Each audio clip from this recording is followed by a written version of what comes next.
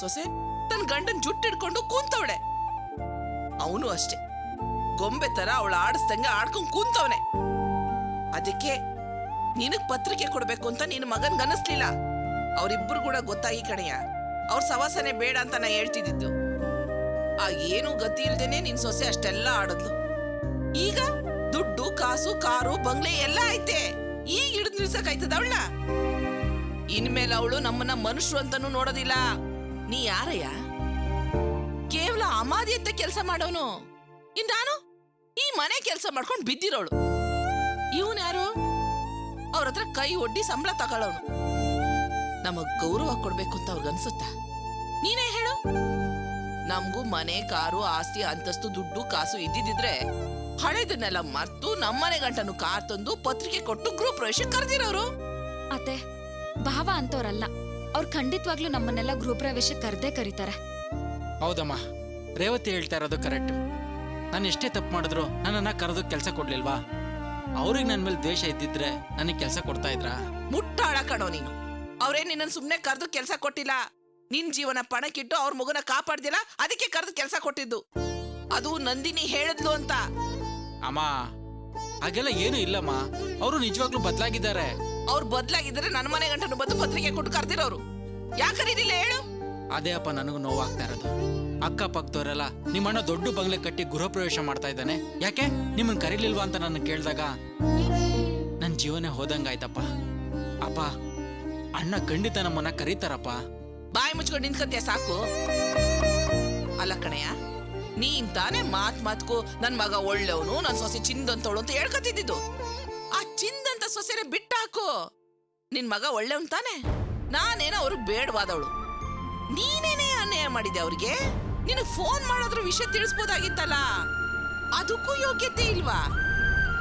ಈಗ್ಲಾದ್ರೂ ಅರ್ಥ ಮಾಡ್ಕೊಳಯ್ಯ. ನಿನ್ ಮಗ ಸೊಸೆಗೆ ಎಲ್ಲಾ ತರದಲ್ಲೂ ಬದ್ಲಾಗವ್ರೆ. ಅವ್ರ ನೆಡೆ ನುಡಿನೂ ಬದ್ಲಾಗದೆ ಕಣಯ್ಯ. ಈಗ್ಲಾದ್ರೂ ಅವ್ರನ್ನ ಅರ್ಥ ಮಾಡ್ಕೊಂಡು ಬದುಕೋದನ್ನ ಕಲಿ. ಅಮ್ಮ, ಅಪ್ಪ ಈಗಾಗ್ಲೇ ನೊಂದಿದ್ದಾರೆ. ನೀನ್ ಏನೇನೋ ಮಾತಾಡಿ ಅವ್ರ ಮನಸ್ಸನ್ನ ನೋಯಿಸ್ಬೇಡ ಅಮ್ಮ. ಅಪ್ಪ, ನೀವೇನು ಚಿಂತೆ ಮಾಡಬೇಡಿ, ಅಣ್ಣ ಖಂಡಿತ ಬರ್ತಾರೆ. ಹೌದು ಮಾವ, ಭಾವ ಖಂಡಿತವಾಗ್ಲೂ ಬರ್ತಾರೆ. ನೀವು ನೊಂದ್ಕೋಬೇಡಿ. ಅಪ್ಪ, ಅವ್ರು ಒಂದ್ ವೇಳೆ ಬರ್ಲಿಲ್ಲ ಅಂದ್ರೆ ನಾನೇ ಅವ್ರ ಕೈ ಕಾಲು ಹಿಡಿದು ಇಲ್ಲಿ ಕರ್ಕೊಂಡ್ ಬರ್ತೀನಿ. ಅಪ್ಪ, ಏನು ಬೇಕಾಗಿಲ್ಲ. ಅವ್ರಿಗೆ ಇಷ್ಟ ಇದ್ದು ಮನಸ್ಸಿದ್ರೆ ಇಲ್ಲಿಗೆ ಬಂದು ಕೊಡ್ತಾರೆ. ಸರಿ ಸರಿ, ಹೋಗ್ ಕೈ ಕಾಲು ಮುಖ ತೊಳ್ಕೊಂಬನ್ನಿ. ಊಟ ಮಾಡಿರಂತೆ. ಹೋಗಯ್ಯ ನೀನು ಕೈ ಕಾಲು ಮುಖ ತೊಳ್ಕೊಂಬ. ರೇವತಿ, ಊಟಕ್ಕಿಡಮ್ಮ.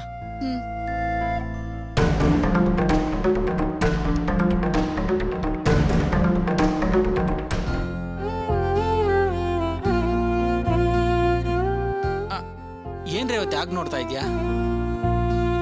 ನೀನ್ ಹೇಗ್ ಬದ್ಲಾಗ್ಬೇಕು ಅಂತ ಆಸೆ ಪಟ್ಟಿದ್ನೋ ಅದೇ ರೀತಿ ಬದ್ಲಾಗಿದ್ಯಾ. ನನ್ಗಂತೂ ತುಂಬಾ ಸಂತೋಷ ಆಗ್ತದೆ ವಾಸು. ಬರೀ ಮಾತಾಡ್ತಿರ್ತೀಯೋ ಇಲ್ಲ ತಂದಿರೋ ಹಾಲ್ನ ಕೊಡ್ತೀಯೋ? ತಗೋ.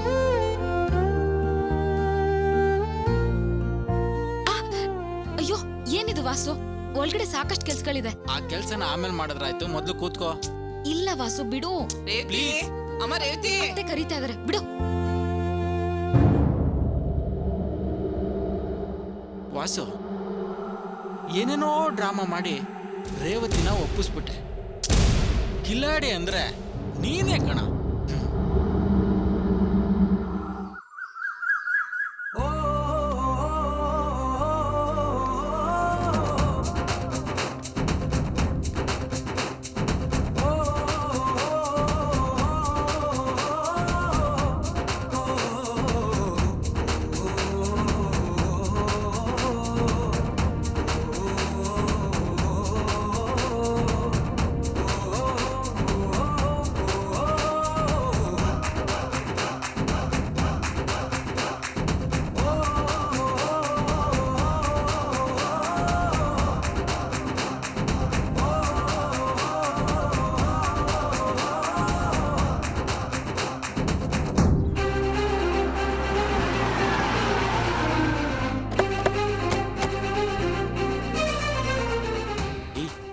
ರಮೇಶನು ಅರ್ಚನೂ ಬರ್ತಾ ಇದ್ದಾರೆ.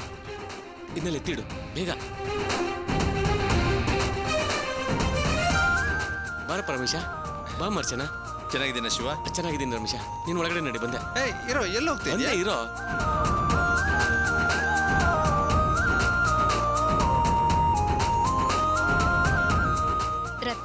ಹೇಗಿದ್ದೀರಾ? ಚೆನ್ನಾಗಿದ್ದೀನಮ್ಮ. ಚೆನ್ನಾಗಿದ್ದೀನಿ. ಪಾಪು ಮಲಗಿದಳ? ಈಗ ತಾನೇ ಮಲಗಿಸ್ದೆ. ಕೂತ್ಕೊಳ್ಳಿ. ಏ ಇರೋ ಇರೋ ಇರೋ ಇದ್ರ ಮೇಲೆ ಕುತ್ಕೋ ಕುತ್ಕೋ. ಏನೋ ಶಿವ ಇದೆಲ್ಲ? ನಮ್ಮನೇಲಿ ಚೇರ್ ಇಲ್ವಲ್ಲ, ಅದಕ್ಕೆ ಪಕ್ಕದ ಮನೆ ಹೋಗಿ ತಂದೆ. ರತ್ನ, ಕಾಫಿ ಟೀ ಏನಾದ್ರು ಮಾಡು, ಹಾಲಿದೆಯಲ್ವಾ? ಅಯ್ಯೋ, ಇವರೆಲ್ಲ ನಮ್ಮನೇಲಿ ಕಾಫಿ ಟೀ ಕುಡಿತಾರ? ಹೋಗಿ ಕೂಲ್ ಡ್ರಿಂಕ್ಸ್ ತಗೊಂಡ್ ಬನ್ನಿ. ಹಾ ಅದು ಸರಿನೇ, ಹೋಗಿ ತಗೊಂಡ್ಬರ್ತೀನಿ. ಏ ಶಿವ, ನಿಂತ್ಕೊಳ್ಳ. ಏನೋ ಇದೆಲ್ಲ? ನೀನ್ ನೋಡಿದ್ರೆ ಪಕ್ಕದ ಮನೆಗೆ ಹೋಗಿ ಚೇರ್ ತಂದು ಹಾಕ್ತೀಯಾ? ರತ್ನ ನೋಡಿದ್ರೆ ಅವ್ರ ನಮ್ಮನೇಲಿ ಕಾಫಿ ಟೀ ಕುಡಿತಾರ ಅಂತ ಕೇಳ್ತಿದ್ದಾಳೆ. ಅಲ್ಲ, ನೀವು ನಿಮ್ ಮನಸ್ಸಲ್ಲಿ ಏನ್ ಅಂದ್ಕೊಂಡಿದ್ದೀರಾ? ಅದು ತುಂಬಾ ದಿನಗಳಾದ್ಮೇಲೆ ನಮ್ಮನೆ ಕಡೆ ಬಂದಿದೆಯಲ್ಲ, ನಿಮ್ಮನ್ನ ಚೆನ್ನಾಗಿ ಗಮನಿಸ್ಕೋಬೇಕಲ್ವಾ, ಅದೇ ತಾನೇ ಗೌರವ. ಏನಂದೆ? ನಮ್ಮನ್ನ ಗಮನಿಸ್ಕೋಬೇಕಾ? ಲೇ ಶಿವ, ನೀನ್ ನಮ್ಮನ್ನ ಗಮನಿಸ್ಕೊಳ್ಳಕ್ಕೆ ನಾವೇನ್ ಬೇರೆಯವರ? ನಾನ್ ನಿನ್ ಫ್ರೆಂಡ್ ಕಣೋ, ಇದು ನಮ್ಮನೆ. ನಮ್ಮನೇಲಿ ನನ್ನನ್ನ ಯಾಕೆ ಗಮನಿಸ್ಕೋಬೇಕು? ಅಲ್ಲ, ಏನಾಯ್ತು ನಿಮ್ಗೆ? ಏನಿಲ್ಲ ಕಣೋ, ಈಗ ನೀನಿರೋ ಲೆವೆಲ್ಗೆ ನಾನು ನಿನ್ನನ್ನು ಚೆನ್ನಾಗಿ ನೋಡ್ಕೊಂಡ್ರೆ ತಾನೇ ಗೌರವ, ಅದಕ್ಕೆ ಇದೆಲ್ಲ. ಲೇ, ಏನು ಇದು ಮಾತು? ಯಾಕೋ ಒಂಥರ ಇದೆ. ನಾನು ಹಾಕೊಂಡಿರೋ ಬಟ್ಟೆ, ನಾನು ಬಂದಿರೋ ಗಾಡಿ ನೋಡಿ ನಾನು ಹಳೆದನ್ನೆಲ್ಲ ಮರೆತು ಬದಲಾಗ್ಬಿಟ್ಟಿದ್ದೀನಿ ಅಂತ ಅಂದ್ಕೊಂಡಿದ್ಯಾ? ಹೊರಗಡೆ ಬದಲಾವಣೆ ಕಾಣ್ಬೋದು ಕಣೋ, ಆದ್ರೆ ಒಳಗಡೆ ಯಾವ ಬದಲಾವಣೆನೂ ಆಗಿಲ್ಲ. ನಮ್ಗೆ ಇರೋಕೆ ಜಾಗ ಇಲ್ಲದೆ ಫುಟ್ಪಾತ್ ಅಲ್ಲಿ ಮಲಗಿದ್ದಾಗ ನಮ್ಮನ್ನು ಕರ್ಕೊಂಡ್ಬಂದು ಆಶ್ರಯ ಕೊಟ್ರಲ್ಲ, ಅವತ್ತಿನ ರಮೇಶ್ ಅರ್ಚನೆ ಇವತ್ತು ಇರೋದು. ಶ್ರೀಮಂತಿಗೆ ಬಂದ್ ಕೂಡ್ಲೆ ನಾವೆಲ್ಲ ಬದಲಾಗ್ಬಿಟ್ಟಿವಿ ಅಂತ ಅಂದ್ಕೊಂಡಿದ್ಯಾ? ಇಲ್ಲ ಕಣೋ, ನಾನು ಯಾವತ್ತೂ ಬದಲಾಗೋದಿಲ್ಲ, ಹಳೆದನ್ನೆಲ್ಲ ಮರೆಯೋದಿಲ್ಲ. ಹಾಗೊಂದ್ ವೇಳೆ ನಾನು ಬದಲಾಗೋದೆ ಅಂದ್ರೆ ಆ ಕ್ಷಣದಲ್ಲಿ ನಾನು ಹೆಣ ಆಗಿರ್ತೀನಿ, ತಿಳ್ಕೊ. ಮುಚ್ಚ ಬಾಯಿ, ಏನೋ ಮಾತಾಡ್ತಾ ಇದ್ಯಾ? ಮತ್ತಿನ್ನೇನು?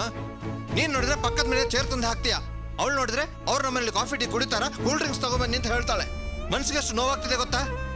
ಚೇರ್ ಅಂತೆ, ಚೇರು ಬೇಡ, ಏನು ಬೇಡ. ನಾವು ಮೊದಲೆಲ್ಲ ಹೇಗೆ ಕೂತ್ಕೋತಾ ಇದೀವೋ ಹಾಗೆ ಕೂತ್ಕೋತೀವಿ. ಕೂತ್ಕೋ ಅರ್ಚನಾ. ಅಣ್ಣ, ನೀವು ನಮ್ಮನ್ನ ಬೇರೆಯವ್ರ ತರ ನೋಡ್ತಿರೋದು ಮನ್ಸಿಗೆ ತುಂಬಾ ಸಂಕಟ ಆಗ್ತಿದೆ. ನಿಮ್ ಮಾತು, ನಿಮ್ ನಡವಳಿಕೆ ತುಂಬಾನೇ ಬದಲಾಗಿದೆ. ನಾನ್ ನಿಮ್ ಹಳೆ ಅರ್ಚನಾನೇ, ಇವ್ರು ನಿಮ್ ಫ್ರೆಂಡೇ. ಅದ್ರಲ್ಲಿ ಯಾವ ಬದಲಾವಣೆನೂ ಆಗೋದಿಲ್ಲ. ಕೂತ್ಕೊಳ್ಳಿ. ನಿನ್ ಕೈ ಕಾಫಿ ಕುಡಿದು ತುಂಬಾ ದಿನ ಆಯ್ತು, ಹೋಗಿ ಕಾಫಿ ಮಾಡ್ಕೊಂಬಮ್ಮ. ಅಯ್ಯೋ, ನಾನ್ ಕವರ್ ತರೋದೇ ಮರ್ತ್ಬಿಟ್ಟೆ, ಕಾರ್ನಲ್ಲಿದೆ, ಹೋಗಿ ತಗೊಂಡ್ಬರ್ತೀನಿ. ನೀನ್ ಕೂತ್ಕೋ. ಲೇ ಶಿವ, ಗಾಡಿಲಿ 2 ಕವರ್ ಇದೆ, ಹೋಗಿ ತಗೊಂಬಾರ.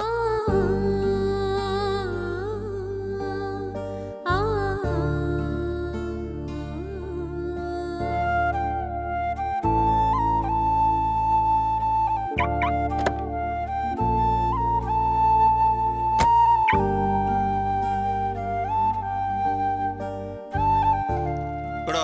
ಏನೋ ಇದೆಲ್ಲ ಬಟ್ಟೆ ರಂಗಿದೆ. ಗೃಹ ಪ್ರವೇಶ ಅಲ್ವೇನೋ, ಅದಕ್ಕೆ ನನಗೆ ರೇಷ್ಮೆ ಪಂಚೆ, ರೇಷ್ಮೆ ಶರ್ಟು, ರತ್ನಾಗೆ ರೇಷ್ಮೆ ಸೀರೆ, ಮಗುಗೆ ಬಟ್ಟೆ ಎಲ್ಲ ತಗೊಂಡ್ಬಂದಿದ್ದೀನಿ. ಇನ್ನೊಂದು ಮುಖ್ಯವಾದಿತ್ತಲ್ಲ, ಎಲ್ಲಿದೆ? ಅಲ್ಲೇ ಇತ್ತು ನೋಡಿ. ಇಲ್ಲಿದೆ.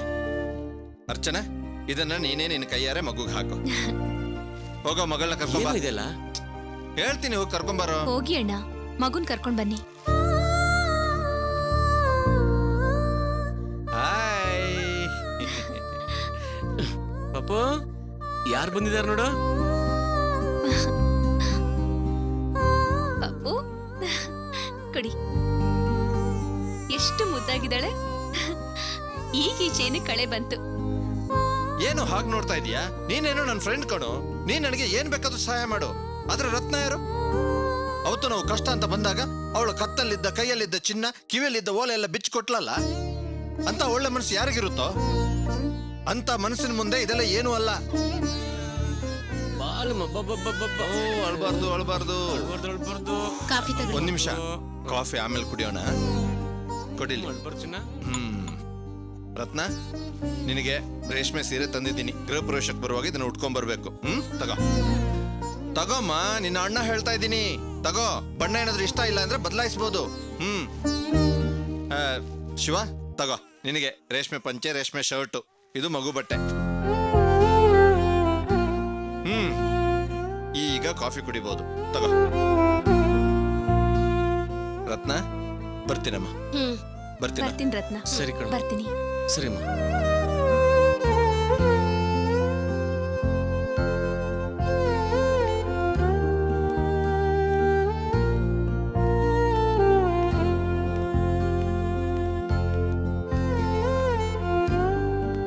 ಬರ್ತೀನಿ ಕಣ. ಸರಿ ಕಣ, ಬರ್ತೀನಮ್ಮ. ಬರ್ತೀವಿ. ಬರ್ತೀನಿ.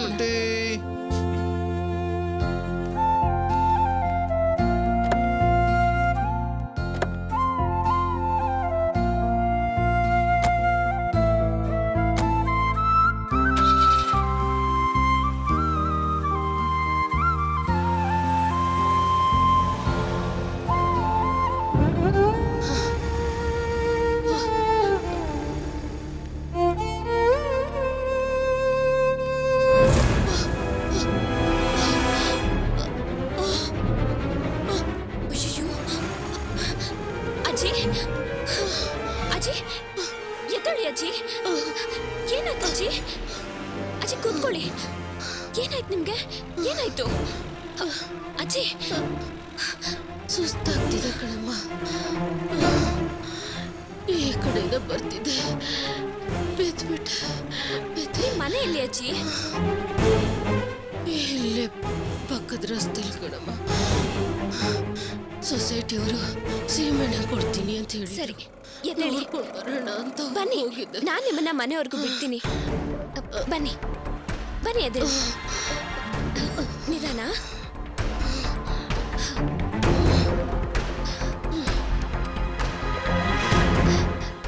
ಬನ್ನಿ, ನಿಧಾನಕ್ಕೆ ಬನ್ನಿ.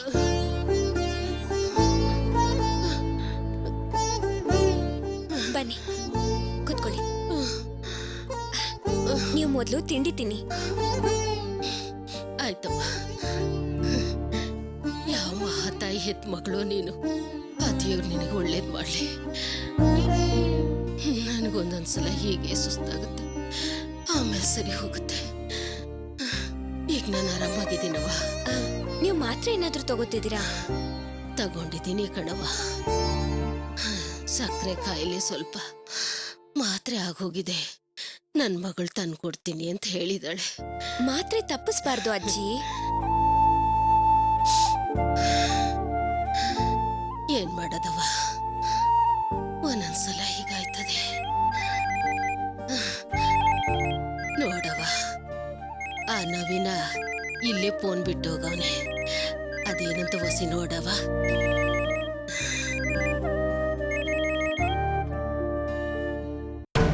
ನವೀನ, ನಾನು ಹೇಳೋದನ್ನ ಸರಿಯಾಗಿ ಕೇಳಿಸ್ಕೊ. ಪ್ರಿಯಾ ಮಗನ ಕಿಡ್ನಾಪ್ ಮಾಡೋದಕ್ಕೆ ಪ್ಲಾನ್ ಮಾಡಿದ್ದನ್ನ ಯಾವ್ದಕ್ಕೂ ರೆಕಾರ್ಡ್ ಮಾಡ್ಕೋತೀನಿ ಅಂತ ಹೇಳಿದ್ಯಲ್ಲ, ರೆಕಾರ್ಡ್ ಮಾಡಿ ಇಟ್ಕೊಂಡಿದ್ಯಾ ತಾನೆ? ವಾಸುನ ಯಾವ್ದಕ್ಕೂ ನಂಬಕ್ಕಾಗೋದಿಲ್ಲ ಕಣೋ, ಅವನು ಖತರ್ನಾಕ್ ನನ್ ಮಗ. ವಾಸು ಬರ್ತಿದ್ದಾನೆ, ನಾನು ಆಮೇಲೆ ಬರ್ತೀನಿ. ಯಾರವ ಅದು? ಅದು ಮೊಬೈಲ್ ಕಂಪ್ನಿಯವರು ಅಜ್ಜಿ. ಸರಿ, ಒಂದ್ ನಿಮಿಷ ಇರವ, ನಾನು ಕಾಪಿ ಮಾಡ್ಕೊಂಬರ್ತೀನಿ.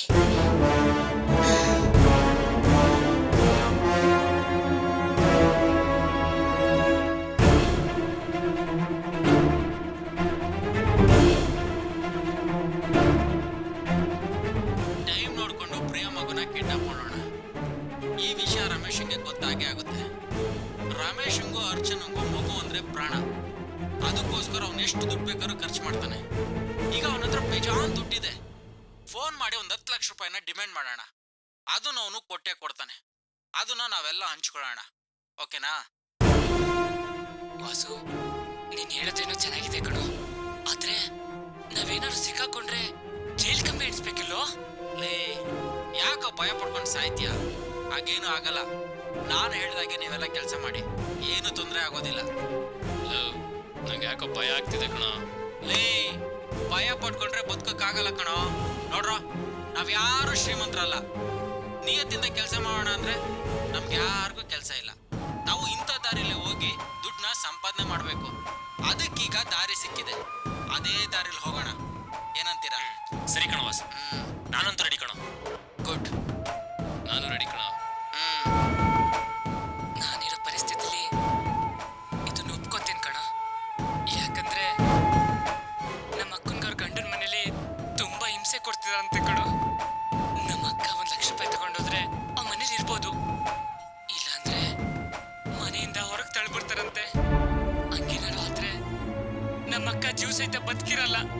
ಇಲ್ಲ, ನಮ್ಮ ಅಕ್ಕ ನೋಡ್ಸ್ಕೊಳ್ಳೋದಕ್ಕೆ ನನಗೆ ಕೆಲಸ ಮಾಡ್ತೀನಿ. ಗುಡ್. ನೋಡ್ರ, ಸಿಂಪಲ್. ಮಗುನ ಕಿಡ್ನಾಪ್ ಮಾಡೋಣ, 10 ಲಕ್ಷ ರೂಪಾಯಿನ ಡಿಮ್ಯಾಂಡ್ ಮಾಡೋಣ. ಆ ರಮೇಶ ತಂದು ಕೊಟ್ಟೆ ಕೊಡ್ತಾನೆ. ಇದರಲ್ಲಿ ಯಾರಿಗೇನು ತೊಂದರೆನೂ ಆಗೋದಿಲ್ಲ. ನಿಮ್ ಯಾರಿಗೂ ತೊಂದರೆ ಆಗ್ದಿರೋ ರೀತಿ ನಾನು ನೋಡ್ಕೋತೀನಿ. ಏನಂತೀರಾ? ಸರಿ ಕಣೋ, ಸರಿ ಕಣೋ. ಸರಿ ಕಣ. ಚಿಯರ್ಸ್.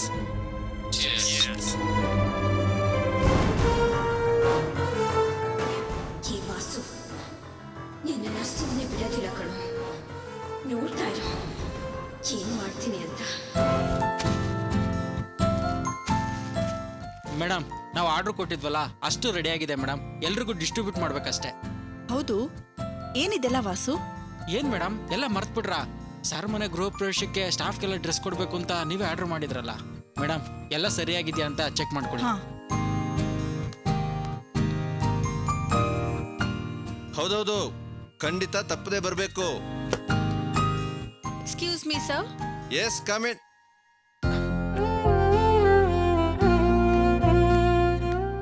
ಓಕೆ, ನಾನು ಆಮೇಲೆ ಮಾಡ್ತೀನಿ. ಹಾ, ಸರಿ.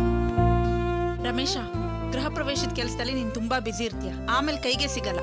ಅದಕ್ಕೆ ಈ ಚೆಕ್ಗೆ ಈ ಫೈಲ್ಗೆ ಒಂದು ಸೈನ್ ಮಾಡ್ಬಿಡು. ಓ, ಹೌದಲ್ವಾ, ಕೊಡು. ನಂದಿನಿ, ಬೆಳಗ್ಗೆ ನಾನು ಅರ್ಚನಾ ನಿಮ್ಮ ಮನೆಗೆ ಹೋಗಿ ನಿಮ್ಮ ತಂದೆಯವರಿಗೆ ಪತ್ರಿಕೆ ಕೊಟ್ಟು ಅವ್ರ ಆಶೀರ್ವಾದ ತಗೊಂಡ್ ಬಂದ್ವಿ. ಯಾಕ ಫಾರ್ಮಾಲಿಟಿ ಅಲ್ಲ?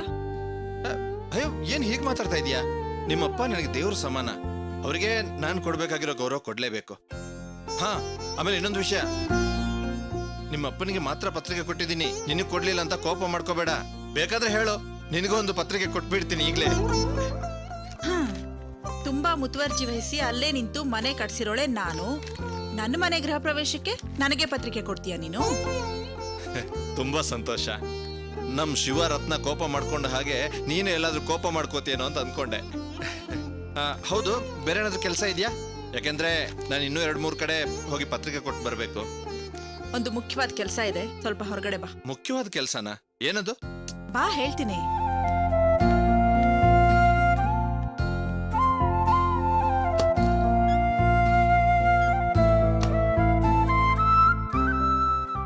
ಏನ್ ನಂದಿನಿ ಅಂತ ಮುಖ್ಯವಾದ ಕೆಲಸ? ರಮೇಶ, ನಿಮ್ಮನೆ ಗೃಹ ಪ್ರವೇಶಕ್ಕೆ ಸ್ಟಾಫ್ ಎಲ್ರಿಗೂ ನೀನೇ ನಿನ್ ಕೈಯಾರ ಹೊಸ ಬಟ್ಟೆ ಕೊಟ್ಟು ಇನ್ವೈಟ್ ಮಾಡು. ಸರಿ. ಸ್ಟಾಫ್ ಎಲ್ಲ ಬನ್ನಿ.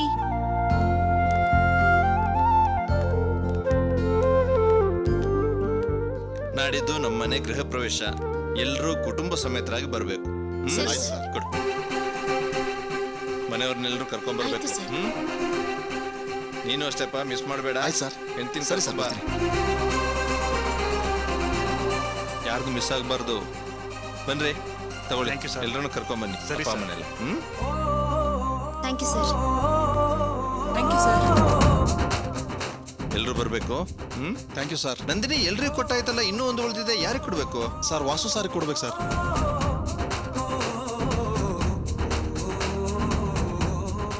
ಬಾ ವಾಸು, ಬಾ ಅಂತ ಹೇಳಿದ್ನಲ್ಲ, ಬಂದು ನಿನ್ ಡ್ರೆಸ್ ಇಸ್ಕೋ ಬಾ.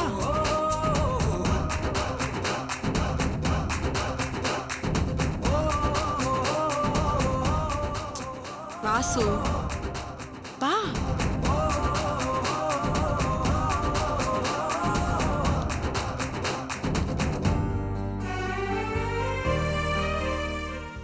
ರಮೇಶ, ಏನಿದು?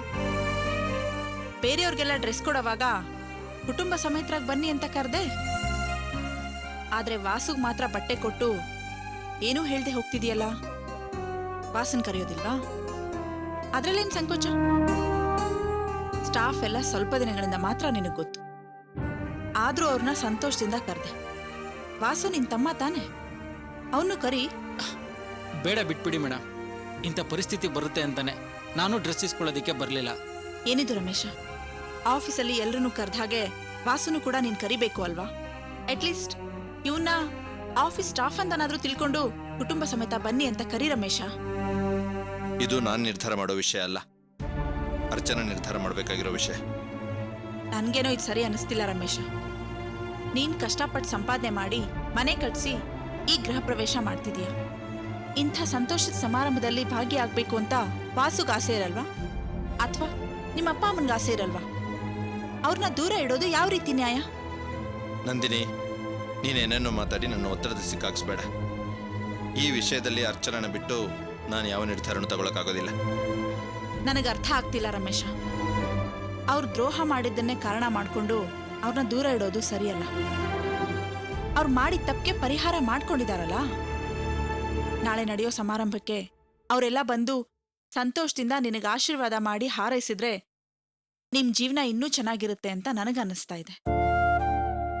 ಪತ್ರಿಕೆ ಅಂತೂ ಕೊಡ್ಲಿಲ್ಲ, ಅಟ್ಲೀಸ್ಟ್ ಕುಟುಂಬ ಸಮೇತರಾಗಿ ಬನ್ನಿ ಅಂತ ಒಂದ್ ಮಾತು ಕರೆದ್ಬಿಡು, ಅಷ್ಟು ಸಾಕು. ಮೇಡಮ್, ನೀವೆಷ್ಟೆಲ್ಲ ಹೇಳಿದ್ಮೇಲೆ ನನ್ನ ಮನಸ್ಸಲ್ಲಿ ಒಂದು ವಿಷಯ ಇದೆ, ಅದನ್ನ ನಾನು ಹೇಳ್ಬಿಡ್ಲಾ? ಹೇಳು. ನಮ್ಮಪ್ಪ ಏನು ಕೆಲಸ ಮಾಡ್ತಾ ಇದ್ದಾರೆ ಅಂತ ನಿಮಗೆ ಗೊತ್ತಿಲ್ಲ ಮೇಡಮ್. ಆದರೆ ಈಗ ಎಲ್ಲರ ಮುಂದೆನೂ ಹೇಳ್ತಾ ಇದ್ದೀನಿ, ಅವರು ಅಮಾದ್ಯತೆ ಕೆಲಸ ಮಾಡ್ತಿದ್ದಾರೆ.